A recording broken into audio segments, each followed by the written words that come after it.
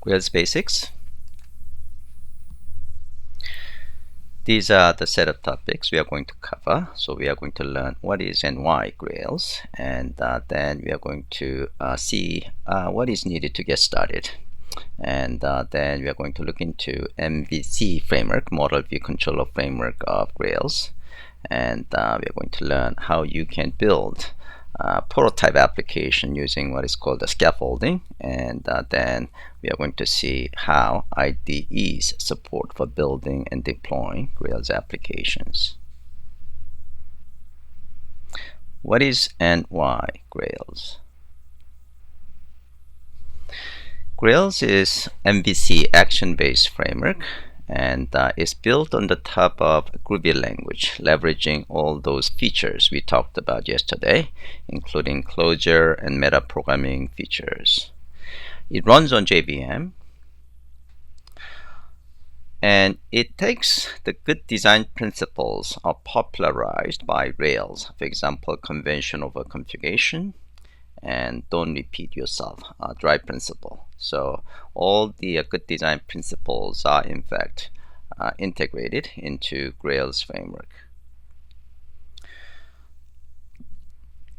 But the difference from Rails is that Grails is designed with the Java in mind, as we talked about yesterday. So it has a very tight integration with the Java platform, again, mainly to protect your investment in Java. And in fact, underneath, it's built on the top of existing and proven Java technologies: Spring Framework, Hibernate, and Site Mesh, and H2.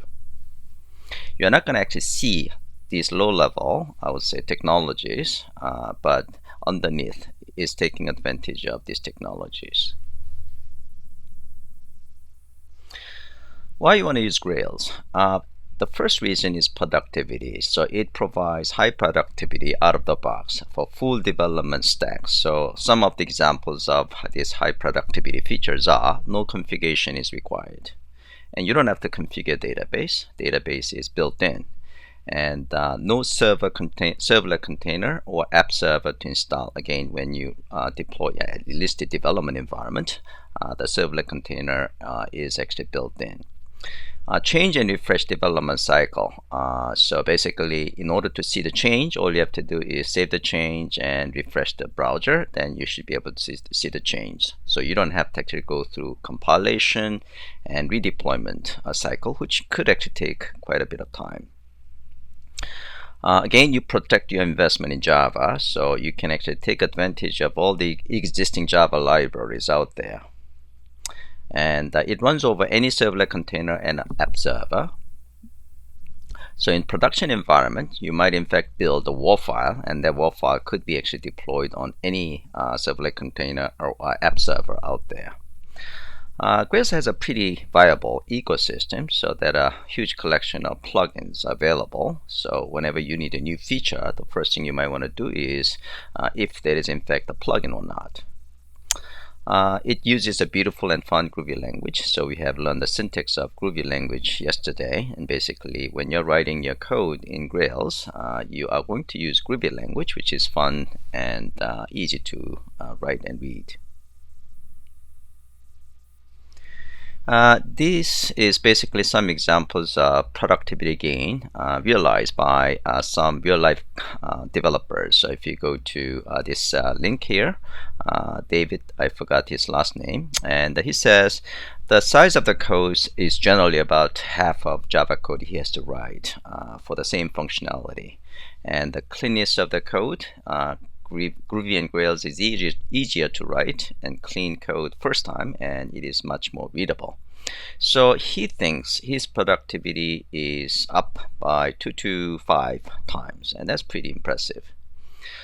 Developer 2, Hamlet, and he introduced Groovy for testing existing Java projects. So in many cases, people are reluctant to change in a single shot. So one nice way to introduce Groovy is to write your testing code in Groovy for the existing Java project.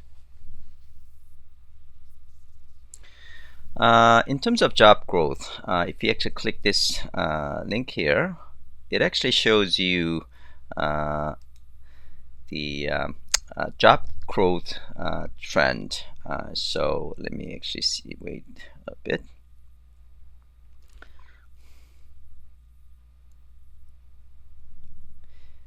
Yeah, this is actually relative, meaning it actually shows the job creation trend based on previous the job market. So you can see this is the Grails, and this is a Spring, and this is Rails. Okay, so Grails is actually picking up. But in terms of absolute job market, the Spring framework is still the top, and Rails is next, and Grails is still kind of smaller number of jobs available in terms of absolute number of jobs. But again, if you see the relative, the growth picking up of the Grails job is definitely in the upswing. Okay. Grails in real life. So if you go to this website, these are the list of production sites that are built with Grails. Okay. So Netflix and Now TV and Yellow Page Mobile and Citrus Lane, and so you can just take a look at the real life examples built with Grails. Now, having said that, Pivotal is a company that used to fund Groovy and Grails development, and they decide to pull off the funding on Groovy and Grails. So if you actually click this website, you should be able to actually see the Q&A on this issue. So Pivotal Software decides to pull off the funding from March 31st, 2015, and it actually explained why they decided to withdraw the funding, and mostly it's actually resource issue. The key point is this is actually from Guillaume Laforge, and basically they still are going to continue to develop Groovy and Grails, but it's going to be in smaller scale and reduced pace. Okay. The expectation is that community is going to pick up the Groovy and Grails development in a bit more active fashion. So we'll see what's going to happen moving forward. All right, so let's get started with how to build Grails application. It's very simple to build Grails application.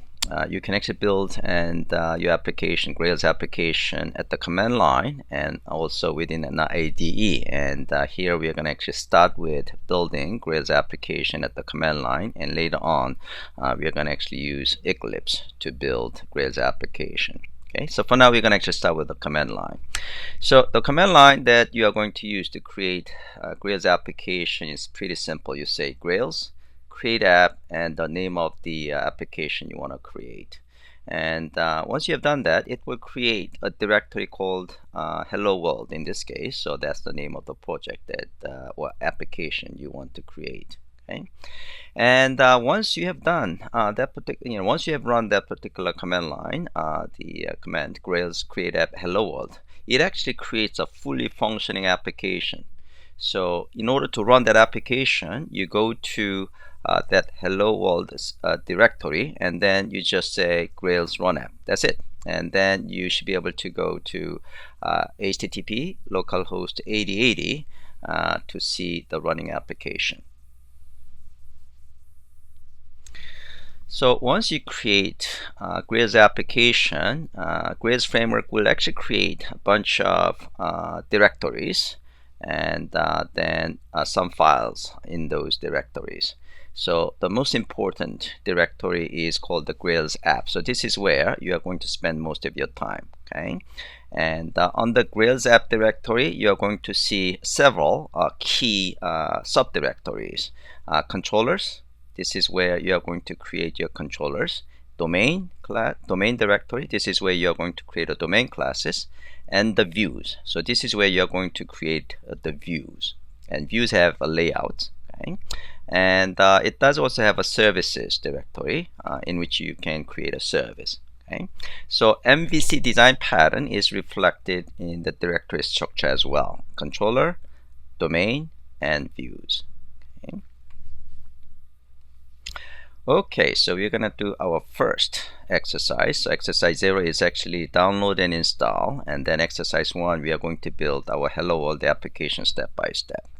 Okay, so let's take a look at the lab documentation.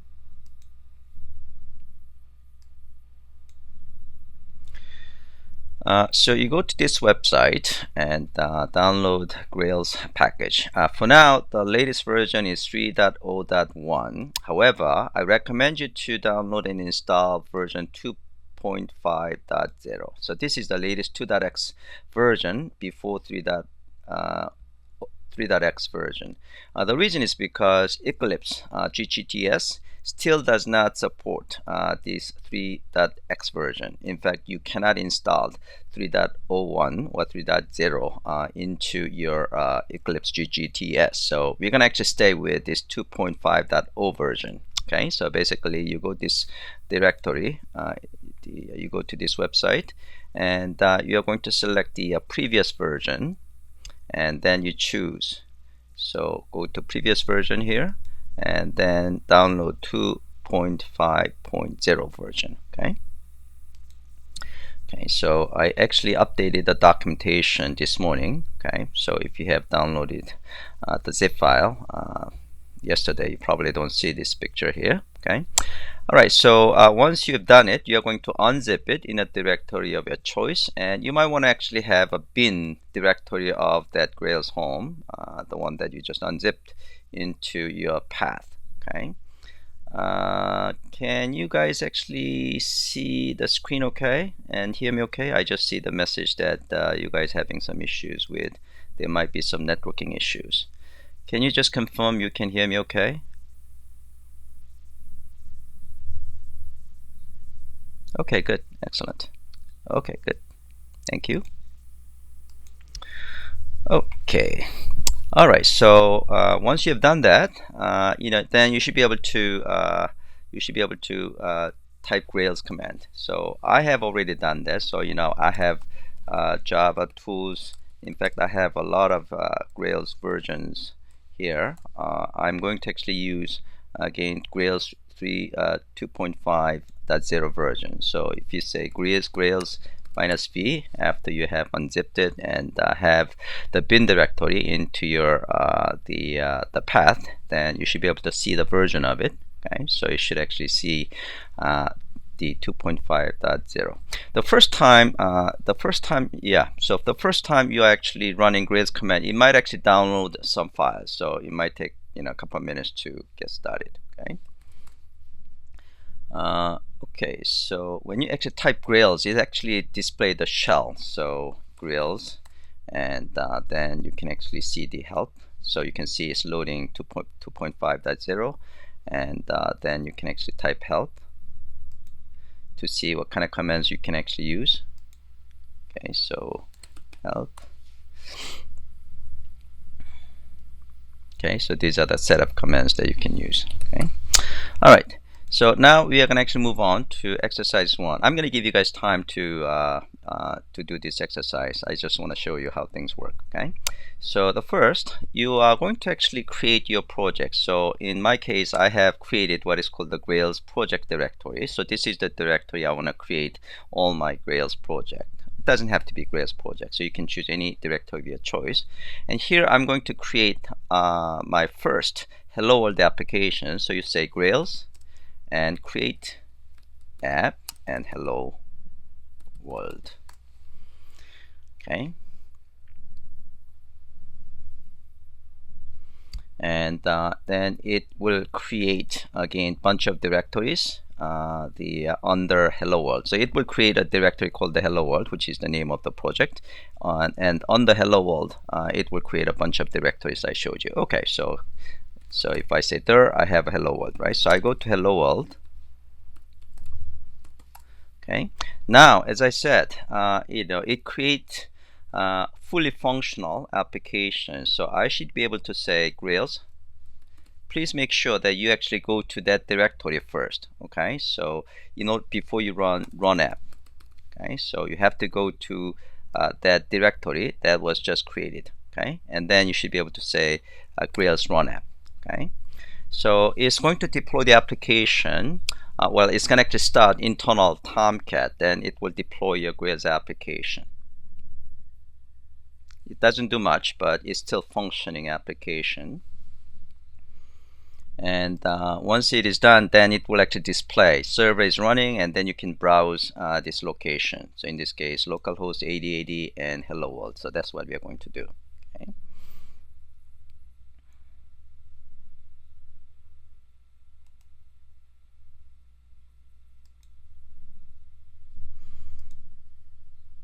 So it's compiling the source files.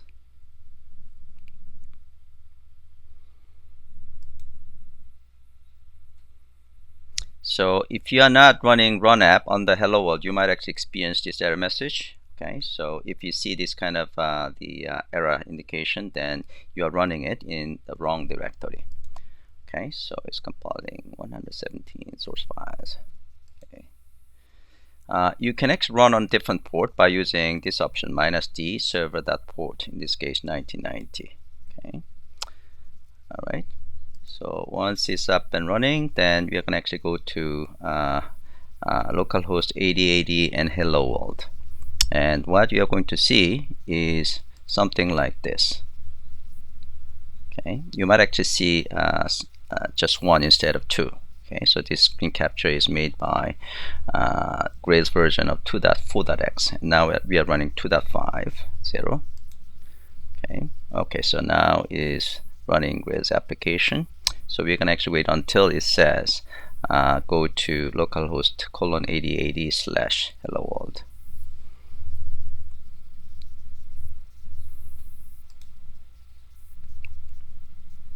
And then we are going to actually study the directory structure. Okay, so I might just go to that directory. Okay, and hello world.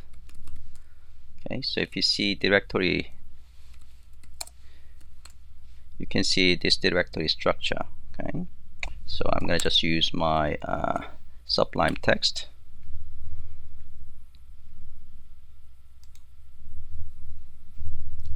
Too many of those. Okay, so you can see on the Grails app, it has a controller. I don't have any controller created yet. I don't have any domain class yet. I don't have any. Yeah, it does have in fact index.jsp file, so that's what gets displayed. Okay, all right. So now I got this HTTP localhost 8080 and hello world. Okay, so that's what we're gonna go. I'm gonna actually have another tab here, localhost 8080, and it looks like I have a link here. So this is what you are going to see.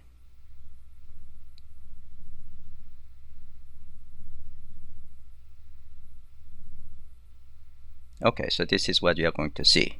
Okay, all right, so let's get back to the documentation. And the 1.3, you are going to explore this directory structure a bit more. Okay, so you can take a look at the config here, and you can see it has configuration for Hibernate and Spring. So if you need to actually kind of tune low-level Hibernate and Spring configuration, you could do that over there. So the key three subdirectories, again, controllers, domain, and the views. Okay, and this index.jsp page is what you're actually seeing right here. Okay, so what we're going to do is we are going to change this index.jsp page. So it's actually line number 106, around 106. It might be different depending on the version of your Grails. So here, so you want to just change welcome to Sang Shin's first Grails app, something like that, and you just save. By the way, you can use any editor of your choice. I'm using Sublime Text, but feel free to use any editor of your choice. Okay, so I made a change here, and then I should be able to go over here, and if I refresh the page, it should actually reflect. Oh, yeah, it should actually reflect the change I just made. Okay. That is exercise one. So that's the end of the exercise of exercise 1. All right, so I'm going to give you guys about 10 to 15 minutes, depending on how fast you guys move, okay, for this exercise. Okay, so let's talk about the Grails MVC framework, Model View Controller Framework.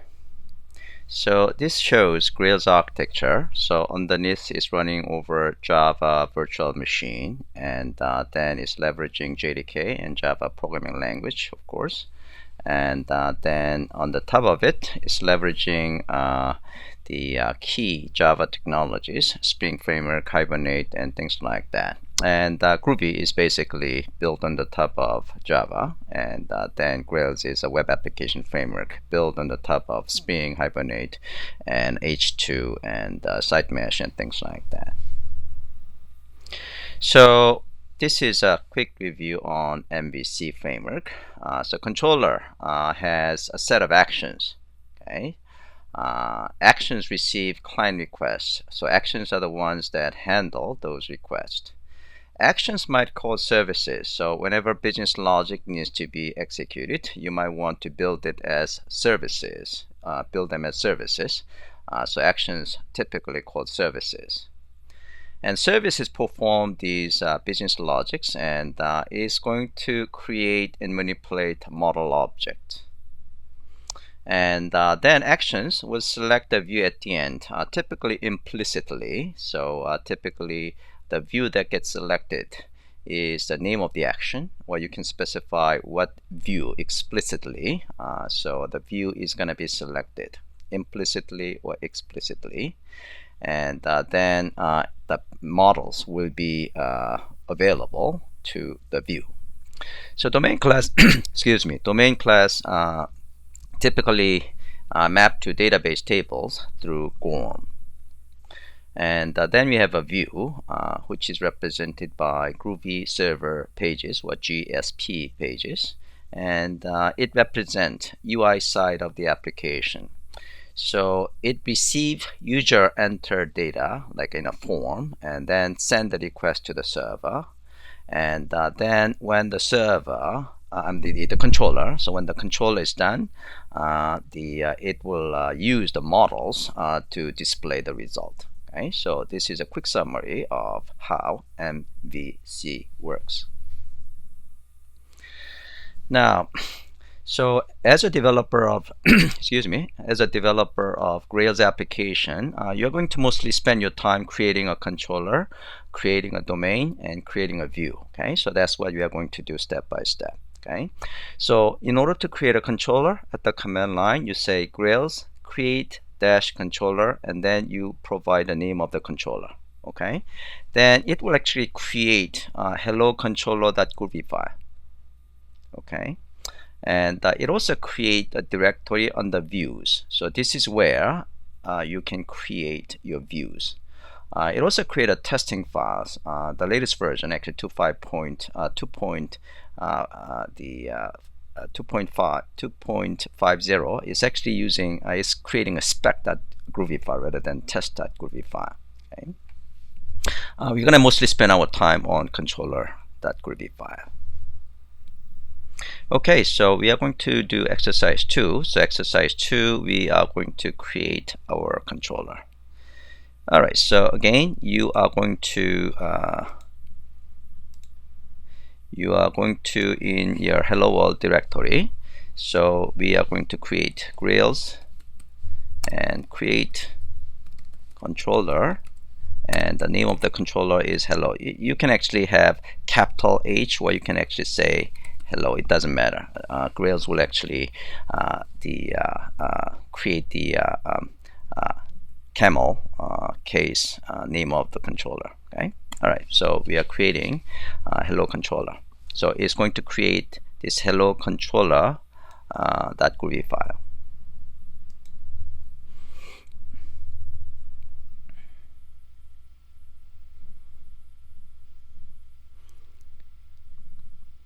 Okay, so it create hello controller.groovy file, and then it create the view directory called hello on the views, and then the spec.groovy file. You might actually experience this this error message here, but it seems to be kind of benign, so don't worry about this. I couldn't figure out why this is happening, but for now it doesn't cause that much of a problem. In Eclipse, I don't actually see this kind of problem, but at the command line, this is actually what I see. But again, don't worry about this. So for now, we have this hello controller groovy file created. So let's take a look at the controller file. So if you actually take a look at the, I'm going to just controller. So you can see hello controller has been created. So this is created by the Grails. Has a single action called index. Okay, so this is a method. Okay, so what we want to do is so if you actually refresh the page, you can see available controller. So go over here and just refresh the page, and then you are going to see available controller is being displayed on this page. Okay. All right. So now what we want to do is we are going to render some text. Okay. So what you're going to do is we are going to exchange this code. So here we are going to say render hello world. Yeah, we're going to actually learn this render method later on. Basically, when you are using render, basically what you're saying is that I want to just display to the user directly. Okay, so it's not selecting a view, but you're just sending back this text, okay, to the user. Okay, so you just save it.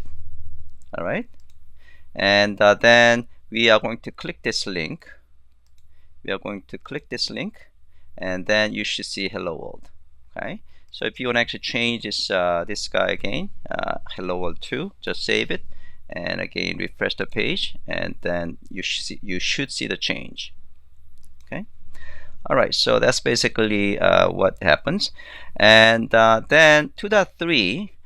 Instead of actually making this action in a form of a method, we want to create it as a closure. Okay. So we learned the concept of method and closure yesterday, right? In general, it's recommended that you write your actions in a form of a method because of several reasons we're going to actually talk about later on.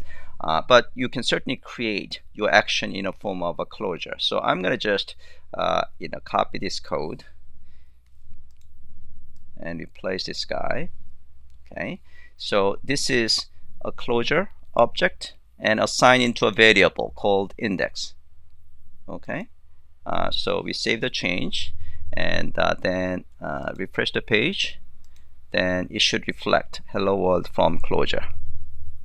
Okay, so we can tell you this is just verify that action could be either in a form of a method or closure. So we just did that. And again, if you want to change this value like closure 2 and save it and refresh, and that still should work, closure 2. Okay, just increase the size of it. Okay, now what we are going to do is we are going to add some actions. Am I actually in the right? Yeah, okay, so all exercise 2. Okay, so here we are adding 2 more actions. So one is say hi, and the other one is a say goodbye. So I am going to copy these 2 actions in here.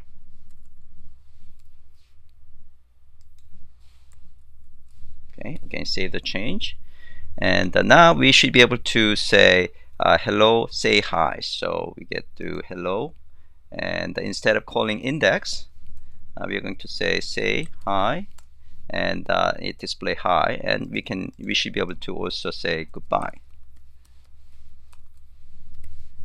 Okay, so it does display goodbye as expected. Okay. Now we want to send some query parameters on the URL. So here instead of just displaying this hard-coded value hi, we like to get the name from the user, whatever that comes from the user, and then you want to display. So the params, as we are going to learn later on, represent query parameters. Okay, so we are going to update our code with this.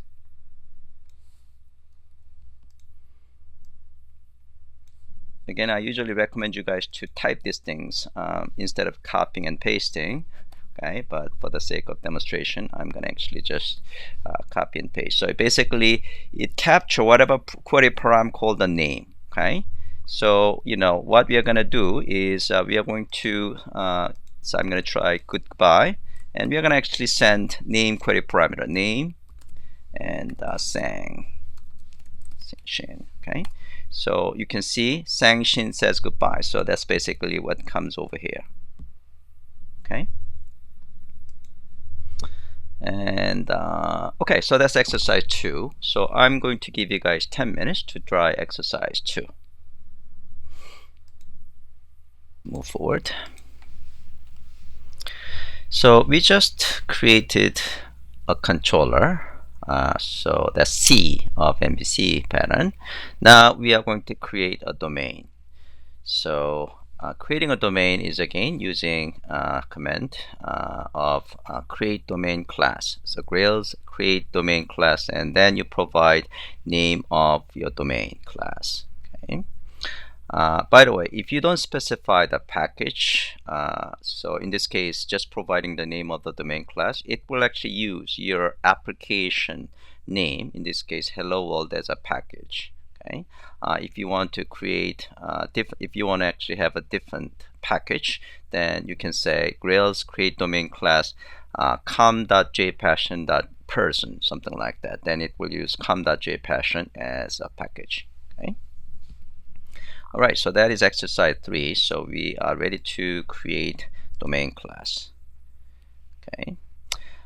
Now we are going to take advantage of Grails, the shell. The reason the Grails shell could be actually useful is that every time you run Grails command, it has to actually set up the whole Grails environment, and that could actually take some time, right?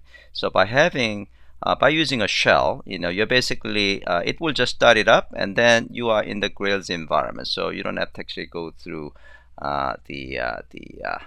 creating and destroying Grails environment every time you're actually running Grails command. Okay, so we are going to use Grails command. Okay, so Grails shell. So I say Grails. Okay,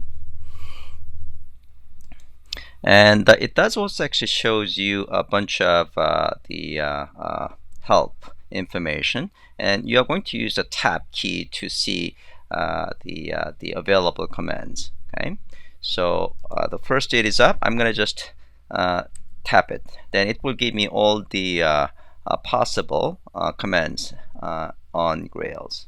Okay, so what we are going to do is we are going to create a domain class, right? So I'm gonna just say cl, okay, and then tap. Then any commands that start with create should be displayed. So what we want to do is this domain, what we want to use is create domain class, right? So I'm going to say do and tab. Okay, so it actually knows there is only one command that starts with a do, so it will give me create domain class. Okay, and then I'm going to say, in this case, I'm going to just follow the lab documentation. So we did that. Yeah, so we're going to actually create a person. Okay. So again, you can actually in lowercase or capital, it doesn't matter. So we are creating a person domain class.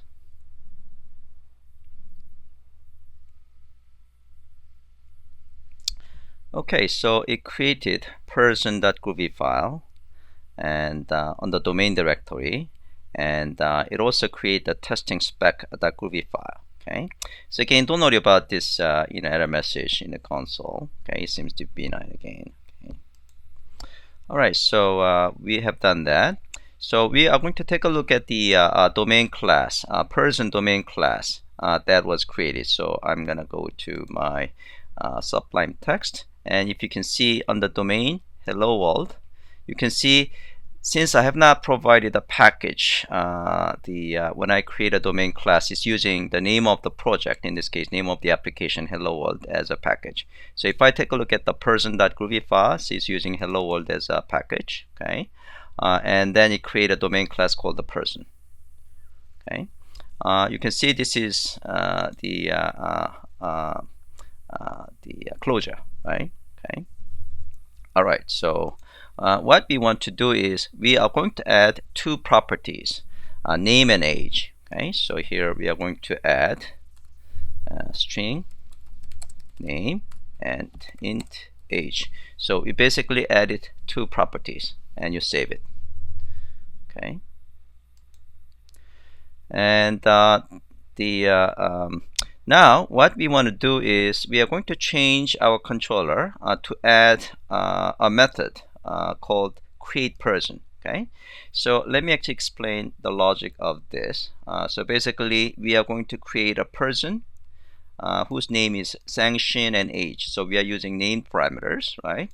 And so we create a person, and then we can save. We're going to call the save method of that domain object. And if it has been successful, then we are going to create a message called the person, and this is the string interpolation. In this case, Sang Shin has been created. If it was not successful, then we are going to display these errors in the console, and then we are going to also set the message there is a failure in creating Sang Shin and things like that, and then we are basically render that message. Okay, so let's add this code to the controller. So hello world controller. So I'm adding this action and save the change. Okay, and then we are going to go create person. So I'm going to go to hello, and action I want to invoke is create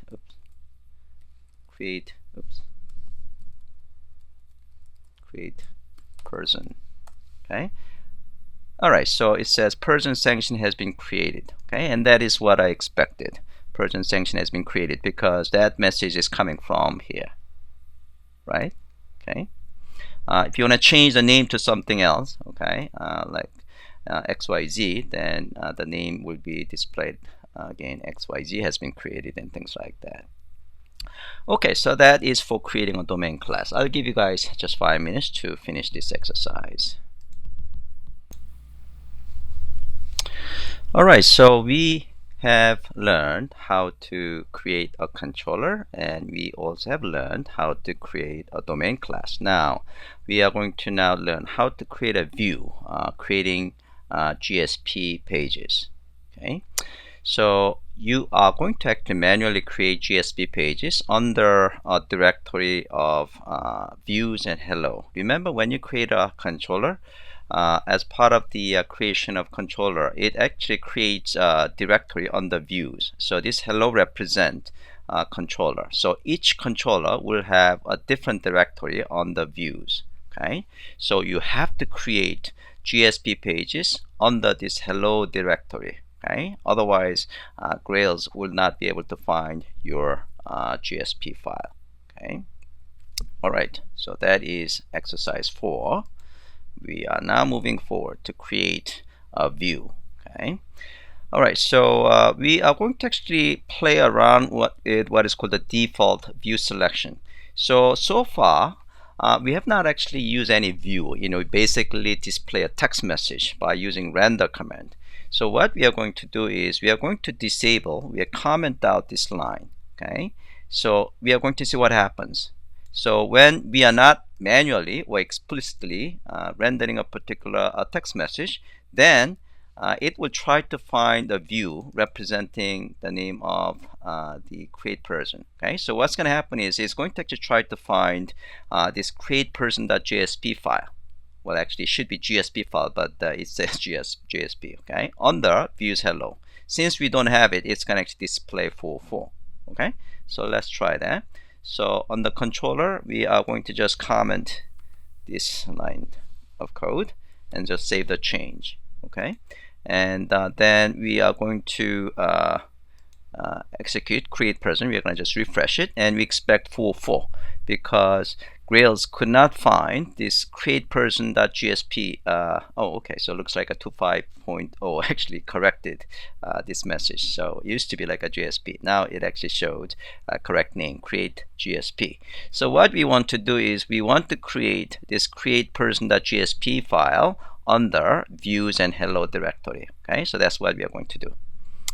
All right, so we have this create person.jsp file. It's very simple. It doesn't do anything. It's just kind of dummy HTML page. Okay, so let's try to create the create person.jsp file.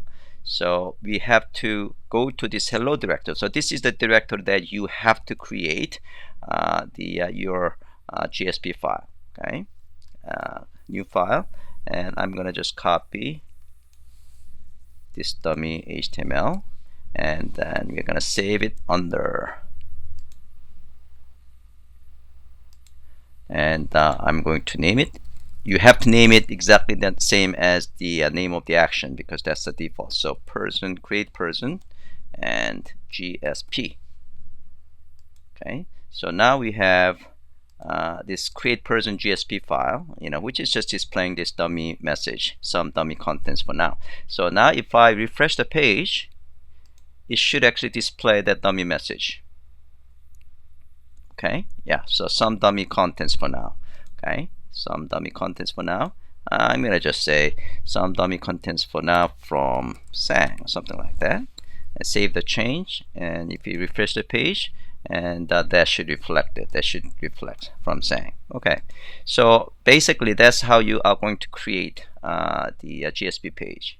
Okay, now what we want to do now is we want to pass a model. So typically the view wants to display some meaningful information that is represented by a model. Okay, so basically we are going to use render, and when you use the render command, you can specify the view. So I want to use create person view, meaning create person.jsp page, and then I want to pass a model.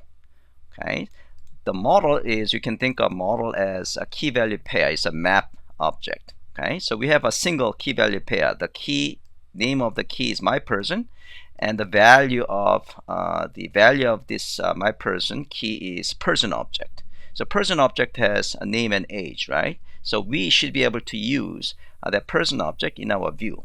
Okay, so first we are going to let me actually explain this view first. So in the view, what you can do is you can actually use this the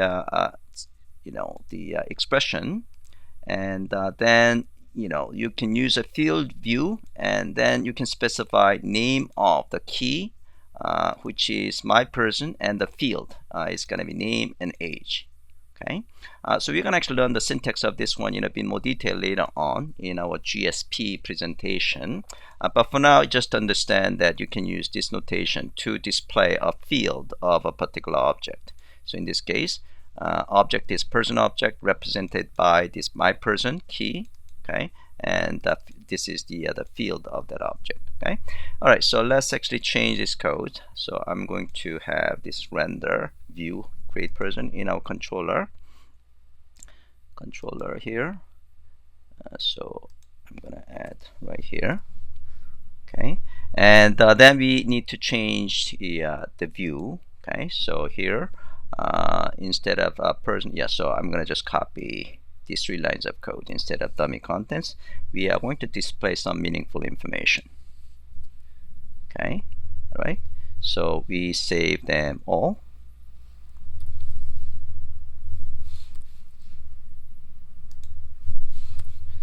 Okay, so we save them all. Now we are going to refresh the page. Okay, so it display name and age. So these 2 fields, name and age, are from person object. Okay, all right, so that's what you are going to see. And instead of actually now displaying a single person, we want to display multiple people. Okay, so here what we are going to do is we are going to create another action. So this is a create person, single person. Now we are going to create the people. So here we are going to have 2 people, 1 person, second person, Mary and Daniel. Both of them are being saved. Okay, and then I'm going to call list method of this domain class. Okay, so so we're gonna actually learn about the save method and list method and all those things later on in a bit more detail. For now, the list method is available from any domain class. Okay, so it's gonna actually return the list of the people, people here, and that will be captured by my list of persons. Okay, and so the render, the view is gonna be create people. And now the model object here is my list of people, persons, and then the actual value is this collection object.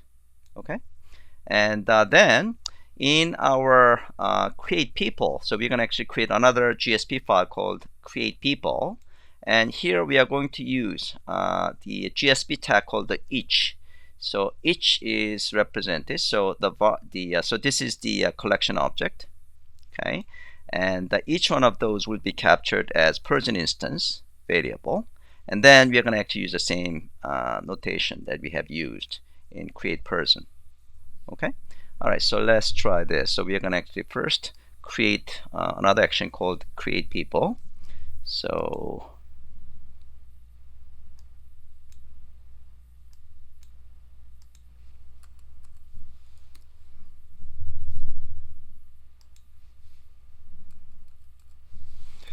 and we are going to create another view, create new file, and this contents,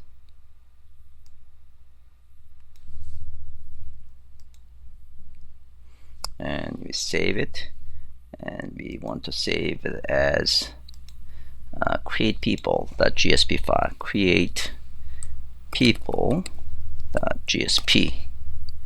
save. Okay, so we have two GSP file. One is create person and the other one is a create people. Okay, so we save them, and now we are going to go to the action of create people. So instead of I'm going to just use this link.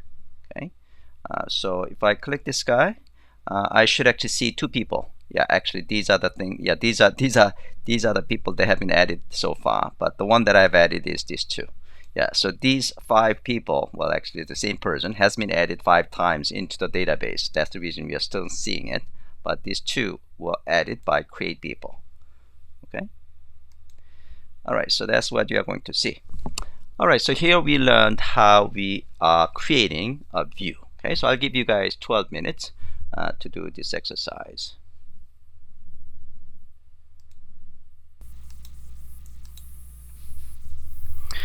Now we are going to learn the concept of scaffolding. What is and why scaffolding? So scaffolding is a quick way to build a CRUD-based Grails application against a domain class. So underneath it will generate controller actions and views. By the way, CRUD stands for create, read, update, and delete. Okay, so in many cases, you're building applications that deal with a domain class for creating an entry and reading an entry, updating an entry, and delete an entry. So scaffolding is a very easy way to build that kind of create CRUD-based applications. It's quite useful for quick prototyping. Okay, but nothing more than that. Is typically for learning purpose for us as well as quick prototyping. There are 2 ways you can do scaffolding. One is called the static scaffolding and the other one is called the dynamic scaffolding. So let's see these 2 in a bit more detail. So dynamic scaffolding it doesn't generate the code. All you have to do is inside the controller you are going to define a variable called the scaffold, and then you provide the name of your domain class like a user, or you can say def scaffold equal true. Either one is fine. Okay. So what it means is that it doesn't generate the code for you. I mean, explicit code. It does probably internally generate, but it's not going to actually show them to you. Okay. However, static scaffolding is that you can actually see the code that are generated. Okay. So in order to have a static scaffolding, you are going to say Grails generate all, and then you specify the name of your domain class. Okay. The difference is that, suppose if you're changing your domain class, so you're adding another property, in that case you have to regenerate because the code that previously generated probably does not have information about the newly added properties, so you have to regenerate them. Okay. However, in dynamic scaffolding, you don't have to. It will be detecting new property has been added, and it will regenerate it internally. So, in a sense, this is more convenient when there is a chance that you're going to change your domain class. Okay, we're gonna actually do both, and this one, we're gonna in fact see the code for learning purpose.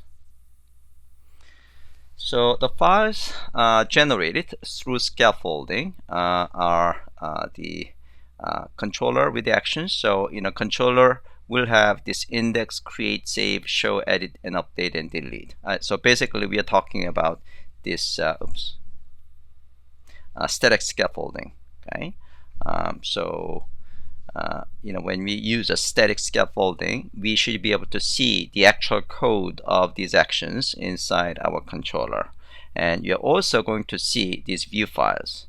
Create a GSP file, edit a GSP file, list a GSP file, and show the GSP file. And that is what is called _form.gsp file.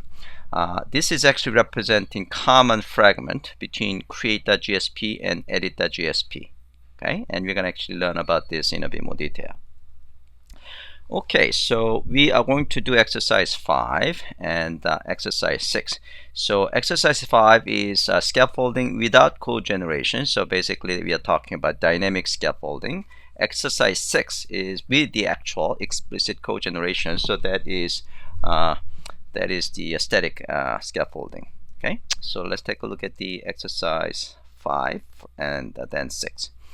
Okay, so in order to do, so let's actually create a student domain class first. Okay, and then student domain class will have 3 properties: name, date of the birth, and the school.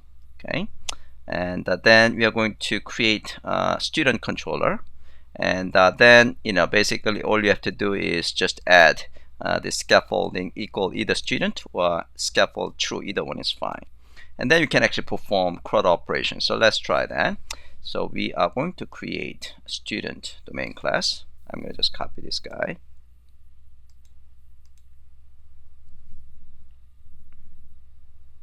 Yeah, so I'm going to just say, I'm going to just copy, since you have the Grails shell, I'm going to just copy this guy.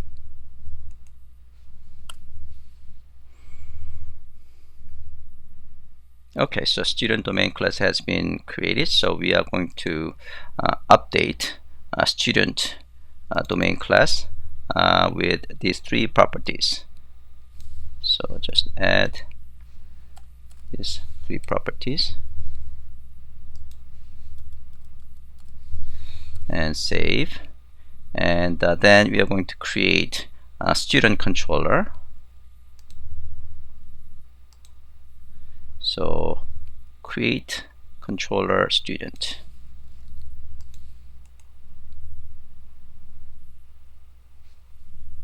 Okay. Okay, so student controller has been created. So we are going to do dynamic scaffolding. So we are going to change the code. So now we have a student controller here. And we are going to remove this whole thing with def scaffold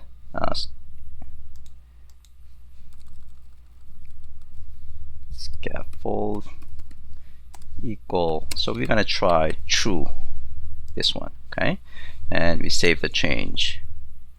Okay, and I think we save this change as well, right? Okay, and then we are going to perform CRUD operations. So when I go to this hello world, now we are going to see another controller. So we've been working with hello controller so far. Now we have another controller. Okay, so now we can actually create a couple of new students. Okay, so let's click hello world. So now you see the student controller. Okay, oops. Yeah, so once in a while you might actually experience this problem. This is in that case, what it means is the dynamic reloading doesn't work well, okay, sometimes.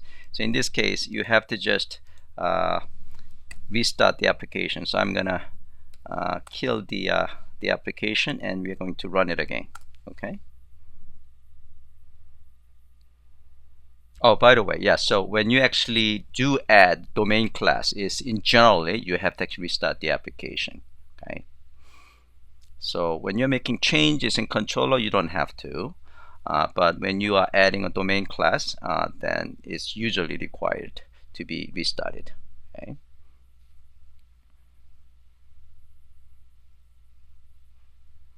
Okay, so we're gonna wait until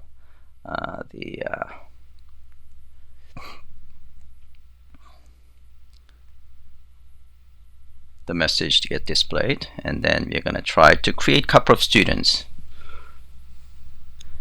Basically, we're going to perform various CRUD operation. We're going to create, and then we're going to read. Well, of course, you know, when you do list, it will read them, and then we're going to update, and we are also going to delete. Okay, so we are basically performing CRUD-based operations.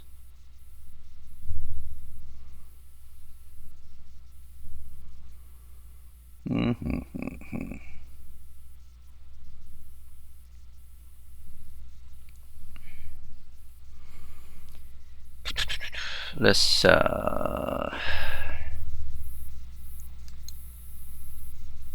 so we are going to click this guy. We're going to create a new student, and list the students. So this is the read operation, and we should see this too. And you can also actually display the statistics. So at the command line, you could say Grails stats, or in the shell, you're going to just say stats, and then it will tell you how many controllers there are and lines of code and things like that. Okay. Okay. So that's okay. So now we are ready. So we are going to click this guy, and we're going to create a couple of students. Okay, hello student controller.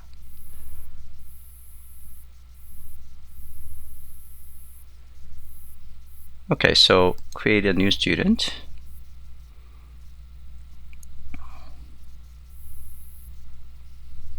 Okay, the name Sang Shin, and school is whatever school, and you can set the birthday and create.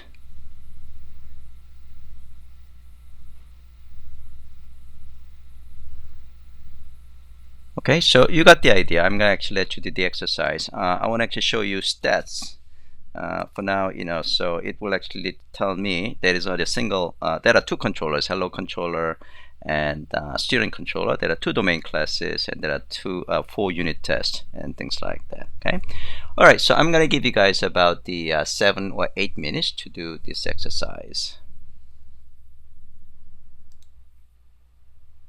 Let me just resume. So exercise 6 is a static scaffolding. So here we are going to actually see the code that gets generated. So we are going to create a domain class called the teacher. So create domain and teacher, and then we are going to add 3 properties: name and date of birth and the school. The teacher is teaching. Now within the static constraints, you know, we are going to actually this is where you are going to specify some validation constraints. Okay, so in this case, I want to say the name has to be unique. So if you're adding a teacher that is already existent, then it will result in validation error. Okay, all right, so teacher has been created. So let's change the teacher. So teacher domain class has been created. So we are going to, I'm going to just copy this code.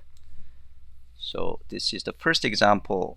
We see validation constraint. By the way, even if without this validation, by having these guys to be specified in the constraint, it will actually give you, it will display the information in this order. Okay, without this, the information that gets displayed might be date of birth might be actually displayed first, and then name and things like that. So if you want to have information to be displayed in this order on the page, then you can actually have those things specified like this. Okay. You can see this is the closure. Inside the closure is actually calling name method, school method, and date of birth method. Okay, and this is an argument, right? Okay. Okay, so we have this teacher class modified. Okay, now this is the command that you are going to use to generate all the source code. So explicitly you want to see the code. So I'm going to say generate all hello world teacher. Okay, so I'm gonna just use this guy here, generate all hello world teacher. Okay, now you are going to see a bunch of files are being generated. Okay, so that's what we are going to see here. So the teacher controller, you can see in fact bunch of methods are being added. Okay, all right, so yeah, it's done. So let's actually take a look at the code that actually generated. So if you take a look at the teacher controller, you can see it added index, show, create, save, and edit and update. All these methods, and delete. All these methods are in fact added. You can actually see the code. Okay, so that is the teacher controller code. You don't have to worry about the detail of this. Okay, I just want you to see the code that are generated, and this could be in fact a good learning tool. Okay, it also generates the views. So if you go to this view directory on the teacher, you can see it did generate the create, edit, and index, and show the GSP pages. And this form is basically a fragment that are common between create and edit. Okay, and when you run the application, then you can actually stop the application and then restart the application because you have added the domain class. Okay. All right, so that is the end of exercise 6. So I'm going to give you guys about 10 minutes to try exercise 5 and 6. Last topic of this presentation, IDE support for building and deploying Grails applications. So far we have used command line tools to do that, but in general you want to use an IDE. Okay. So pretty much all major IDEs support Groovy and Grails: Eclipse, NetBeans, IntelliJ IDEA, STS, and Grails project. By the way, when you say create Grails create app and the name of the project, it actually create Eclipse project meta information as well. So you should be able to import that Grails project that you have created at the command line into Eclipse without a problem. Okay, so that is something we're going to actually exercise as well. All right, so that is exercise 7. So we're going to actually now run. We're going to build Grails application using Eclipse from now on. Okay. All right. So first of all, you want to. I'm going to just click this guy. You want to stop the server because right now the server is using 8080, and if you want to use the same port, you need to actually stop the server. So I'm going to stop the server. Okay, all right, and I'm going to just quit this shell as well. I don't need it anymore. Okay, so I am going to now use Eclipse. You can use any recent Eclipse version of your choice. You can use either Lunar and Kepler. So I'm going to actually use the Lunar because that's the latest. Okay. And the first thing you have to do is install Groovy Grails Tool Suite, GGTS. Okay. So once it's up and running, and I'm going to show you. Basically, you go to the Eclipse Marketplace and you just type Grails, and then there will be a GGTS version for your particular Eclipse version, Juno, Kepler, Luna. Okay, so in my case, I have already installed it. Okay, but I'm going to show you the steps. And then you might want to configure Grails application. For example, if you want to use a different port number, this one is actually configured in Grails. Okay. All right. So here I have Eclipse right now. So in order to install GGTS, you go to Help, and you go to Eclipse Marketplace, and then you type Grails. And then it will list all the Grails related the plugins you can install, and then you're going to install and restart your Eclipse. Okay.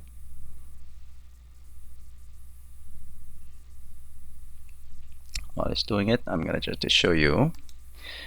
You can actually have a multiple Grails versions. So in this example, I have a 2.3.8, 2.4.2, 2.4.3. And you can actually choose a particular version as a default Grails. Okay. So then you can create a Grails project. So basically new and other. The first time you are going to select Grails project. Okay. So let me see what it is done. Still doing it. So you select Grails project and next, and then you provide your project name. Okay, my Grails app or whatever name of your choice. Okay, you can select the different location where you can use the default workspace. Okay, yeah, so this is the default workspace where you can actually choose your own location. And then it creates Grails application. So it's basically underneath is using Grails create app and name of the application. Okay. Why is it taking so long?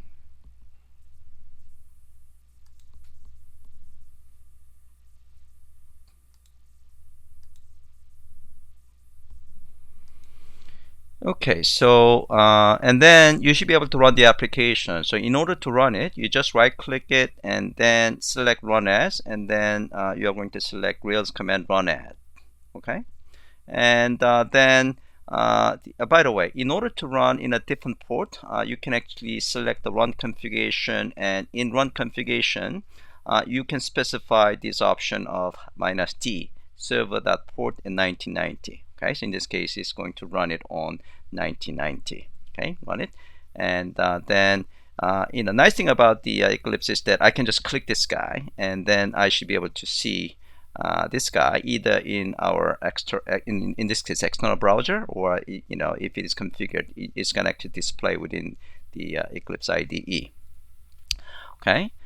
You can also open existing Grails application. So so you can actually file and import and Grails project, and then you can go to the location hello world, and you should be able to import it, and then you can run it. Okay, so that's nice, and that's pretty much it. So let me see whether I am done. Okay, so oh,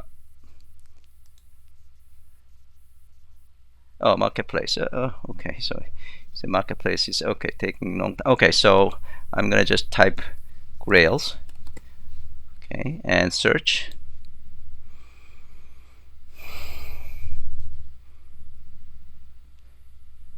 So you're going to install GGTS for your Eclipse, the Eclipse version, Kepler or Luna. Okay.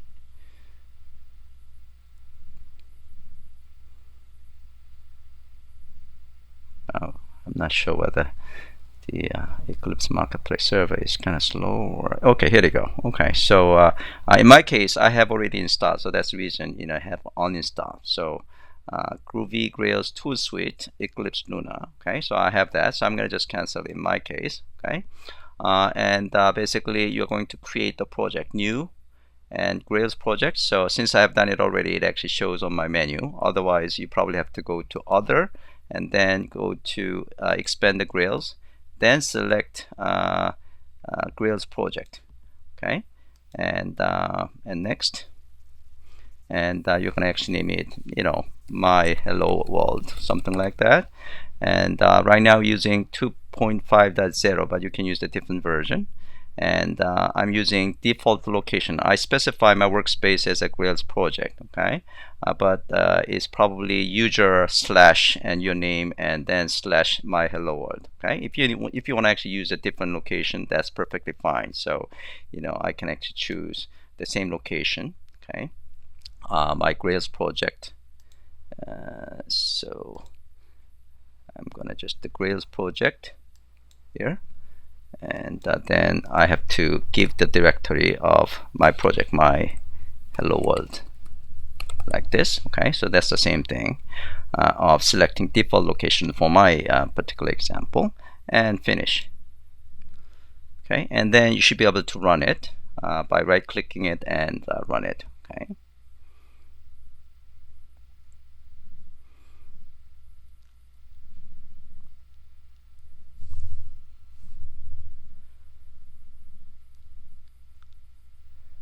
Alright, so since I explained all these things, okay, so it is done. So I'm going to just run it and make sure it runs okay, and then I'm going to actually let you guys. Yeah, so nice thing about so when I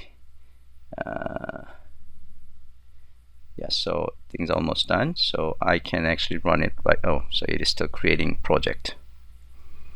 The first time you actually do these things, it might actually take some time because it might actually has to download some files. Okay, so it's almost done.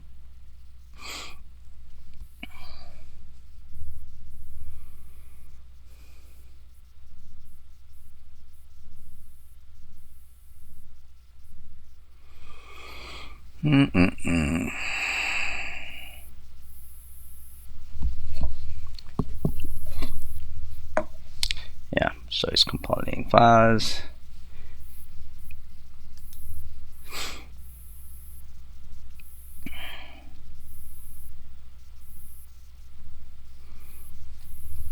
Okay.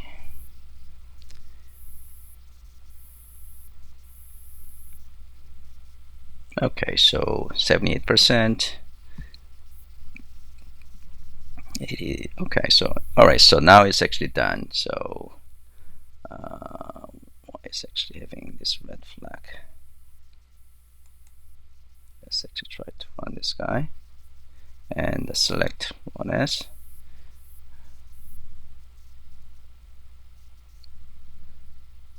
Yeah, okay, so it looks like it's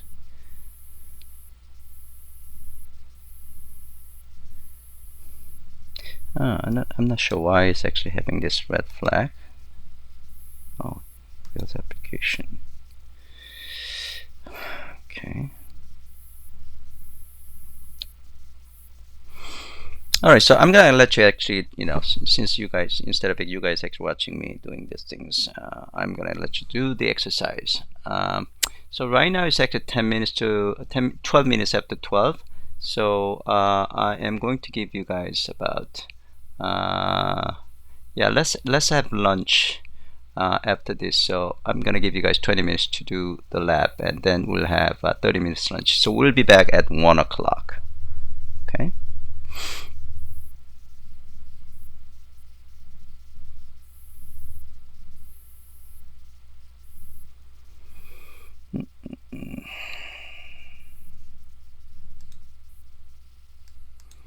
Alright, so it looks like it works fine. So when I click this guy, it actually display